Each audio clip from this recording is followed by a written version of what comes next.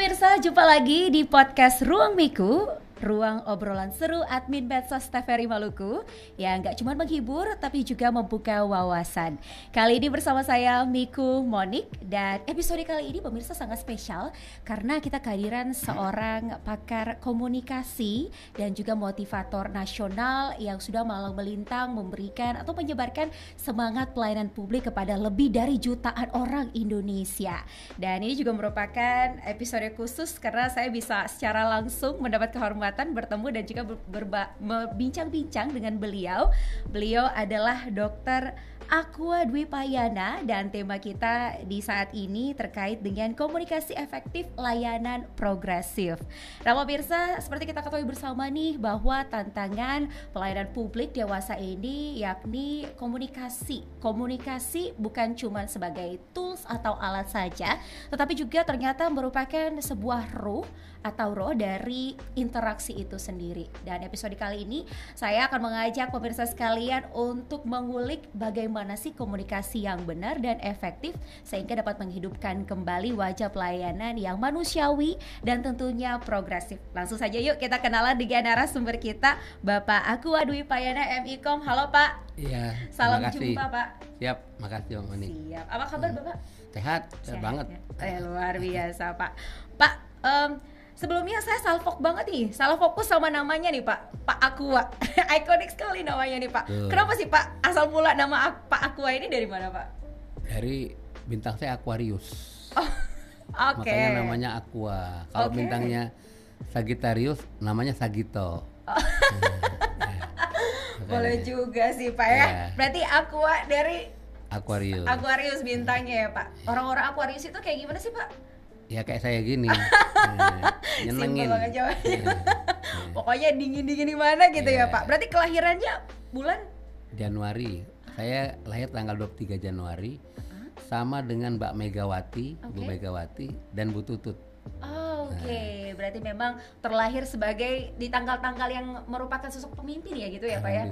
Amin Pak. Baik Pak, aku terima kasih banyak sekali lagi sudah bergabung di podcast Ruang Miku, dan sudah juga boleh menyuluangkan waktu dan juga membahas topik ini bersama dengan kita semua. Pak Aqua, boleh ceritain dong keseharian Bapak itu seperti apa sih Pak? Iya, jadinya keseharian saya keliling dunia gitu ya. 20 tahun terakhir. Jadinya saya tinggal di Bogor. Senin dini hari saya meninggalkan rumah. Saya menuju kalau tidak Bandara Soekarno-Hatta, biasanya ke Bandara Halim. Saya terbang kemana, kayak misalnya ini sekarang lebih awal nih. Saya tadi kemarin itu sore hari Minggu dan meninggalkan rumah, ya kan. Jadi memang jam terbangnya tinggi sekali Pak ya sekarang ini. Tinggi sekali, ya beda-beda sama pramugari lah. Pramugara gitu ya Pak ya, jangan pramugari Pak. Oke Pak Aqua, kalau kita lihat-lihat nih Pak, banyak sekali yang sudah memposting tentang kisah hidup Bapak di internet, dan salah satu yang saya baca artikelnya terkait Bapak adalah bagaimana keputusan Bapak beberapa tahun yang lalu untuk memutuskan keluar dari zona nyaman yakni pekerjaan kantoran Bapak, dan kemudian membangun branding bisnis sendiri sehingga sampai saat ini banyak sekali yang udah kenal dan terinspirasi oleh sosok Pak Aqua ini. Gimana sih ceritanya Pak? Ya, saya itu kejadian 20 tahun yang lalu. Saya itu kerjanya di Humas Semen Cibinong. Salah satu tugasnya itu keliling Indonesia. Saya lihat itu kok makin lama makin banyak orang nganggur gitu loh. Sementara saya lihat potensi kita ini kaya raya. Saya ya itu semuanya karena Tuhan ya, karena Allah. Saya digerakkan untuk bagaimana bisa menggerakkan mereka. Tapi itu tadi, kalau saya masih jadi pegawai, waktunya terbatas. Ya artinya apa? Saya meyakinin ketika saya berpikir untuk banyak orang, berbuat untuk banyak orang, Tuhan pasti memikirkan saya dan keluarga saya. Dan itu terbukti. Ya jadi ketika saya mau berhenti itu saya nggak berpikir mau kerja apa gitu loh. Ya pokoknya pikirnya bagaimana saya bermanfaat buat banyak orang. Karena itu tadi saya keyakinan sebaik-baiknya manusia adalah yang bermanfaat buat sesama.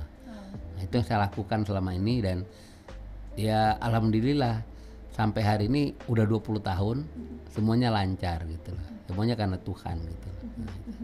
Bagaimana sih Pak bisa seyakin itu untuk keluar dan juga bangun branding sendiri? Ini juga tentunya menjadi sebuah motivasi ya buat teman-teman muda yang mungkin ingin menetapkan langkah untuk menjadi apa gitu ya ke depannya. Jadinya yang pertama, kita harus yakin kita punya Tuhan. Ya, dia nggak sekedar oh saya sama Tuhan, enggak, tapi yakinnya itu betul-betul yakin, ya kan. Dan itu tercermin dari perilaku dan tutur kata kita. Dan yang kedua, harus yakin rezeki dari Tuhan, ya kan. Ya misalnya saya hari ini ketemu sama Mbak Monik gitu ya, itu kan memang karena Tuhan. Tadi saya sharing di teman-teman pegawai TVRI Maluku, itu kan karena Tuhan gitu loh. Tanpa Tuhan nggak bisa ngapa-ngapain. Sehingga apa? Kalau kita punya keyakinan semua itu, pasti kita akan mendapatkan yang terbaik dari Tuhan. Tapi kalau kita tidak yakin, jangan melakukannya, karena pasti gagal. Nah, itu, ya. Bagaimana kita punya keyakinan yang kuat gitu loh, seperti itu. Nah, Pak Aku, biasanya juga ada yang bertanya, gimana sih saya bisa yakin ini yang Tuhan mau? Atau saya nggak dengar langsung nih secara audible, misalnya Tuhan ngomong atau yang lain-lain. Gimana saya bisa dapat konfirmasi kalau memang ini Tuhan mau saya keluar dari zona nyaman saya gitu, Pak? Jadinya saya selalu menyampaikan di mana-mana, kita sebagai manusia, apakah laki-laki, perempuan, ya, kemudian anak-anak, remaja, dewasa, orang tua, harus konsisten, ya. Yang pertama itu berusaha supaya hatinya bersih, karena hati bersih itu suara Tuhan, ya. Dan saya sudah pada fase itu. Yang kedua itu adalah bagaimana kita selalu berpikir positif. Jadinya artinya apa? Lakukan hal-hal yang baik, kita akan mendapatkan terbaik gitu loh. Dan saya sudah membuktikan itu, ya. Dan ternyata dengan melakukan itu enak sekali, karena bahkan sedang terjadi yang kita dapatkan itu melebihi ekspektasi, ya. Kita nggak bayangannya mas gini, ternyata dapatnya lebih gitu loh. Ya itu kalau misalnya kan, ya itu bonus gitu. Nah seperti itu yang perlu Mbak Monik gitu. Wow, keren banget. Nah, Pak Aku, waktu memutuskan untuk resign, keluar dari kantor tempat bekerja yang setiap bulannya sudah diketahui pasti gaji bulanannya nih Pak, dan memutuskan untuk memulai sesuatu yang baru, yang berdiri sendiri dan mandiri, dan belum tahu income pastinya bagaimana. Ini juga saya yakin merupakan dilema banyak anak-anak muda saat ini.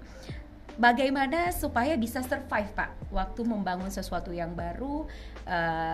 Kalau kita berbicara dari ceritanya, berkaca dari ceritanya Pak Aqua, waktu kita punya kerjaan tetap dan kita harus keluar membangun branding dan bisnis atau usaha sendiri dengan pendapatan yang tak menentu, apa yang harus kita lakukan? Nah jadinya begini, saya ini kan karena sudah menikah, ya, saya perlu persetujuan, keikhlasan dari istri dan anak-anak. Ya, kalau kita melakukan kegiatan yang dramatis atau katakanlah yang yang drastis, ya, jangan lakukan sendiri. Karena pasti yang namanya istri, anak-anak itu akan bertanya bagaimana kelangsungan hidup saya, ya kan. Nah, yang kedua, kita harus betul-betul yakin, bisa meyakinkan mereka. Cara meyakinkannya gimana? Kerja keras.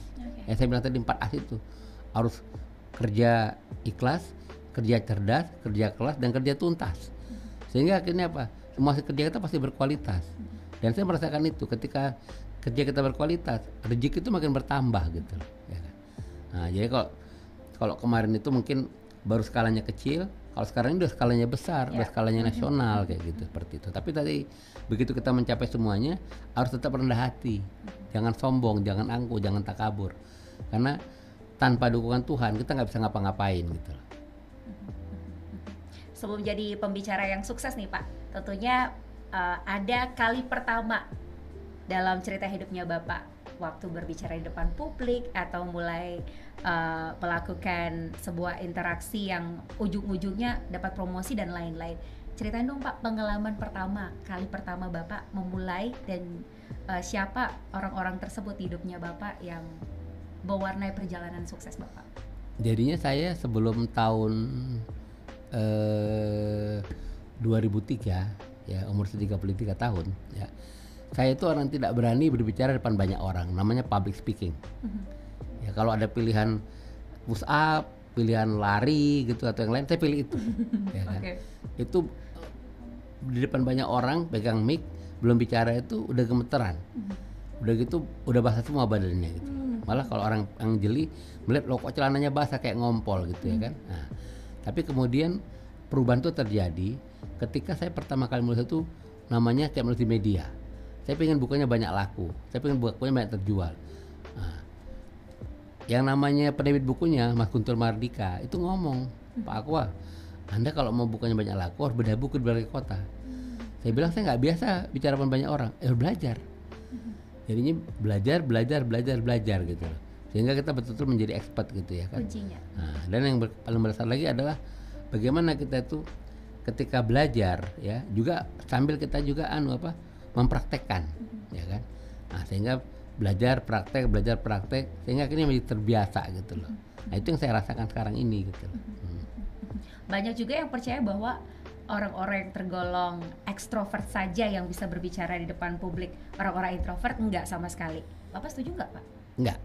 Oke. Ya, Kenapa? jadinya kan kita bisa orang yang namanya introvert, bagaimana kita dengan sabar melatih dia menjadi dia berani, ya. Yang paling penting adalah ketika kita berkomunikasi sama dia, jangan ditonjolkan itu kekurangannya, tapi adalah kelebihan-kelebihannya. Karena saya yakin dia punya kelebihan-kelebihan dan dengan kelebihan itu dia bisa menjadi percaya diri. Ya, jadi dia bisa terbiasa untuk bicara dengan banyak orang gitu loh. Saya banyak ketemu teman-teman saya yang semula introvert, akhirnya dia bisa berani bicara gitu. Yang penting satu aja, dia jangan pernah dikecewakan, ya. Nah, dan selalu dibesarkan kemampuannya dia, ya kan. Sehingga dengan begitu gitu ya, dia menjadi termotivasi untuk berbicara, untuk berbagi seperti itu. Nah, tuh dengar ya, teman-teman pemirsa semua, yang introvert jangan takut. Anda juga ternyata bisa berbicara dan menjadi pembicara unggul, ya kan? Asalkan percaya diri dan temukan kelebihannya gitu ya, Pak Aqua ya. Oke, baik sekali. Nah, Pak Aqua, untuk segmentasi kedua, selanjutnya ini kita akan ngobrol-ngobrol tentang pelayanan publik, bagaimana komunikasi efektif ini yang benar juga, bagaimana meningkatkan pelayanan publik yang baik dan masyarakat atau konsumen ini puas dengan cara komunikasi kita. Setelah komersial break yang satu ini, tetaplah di podcast Ruang Miko.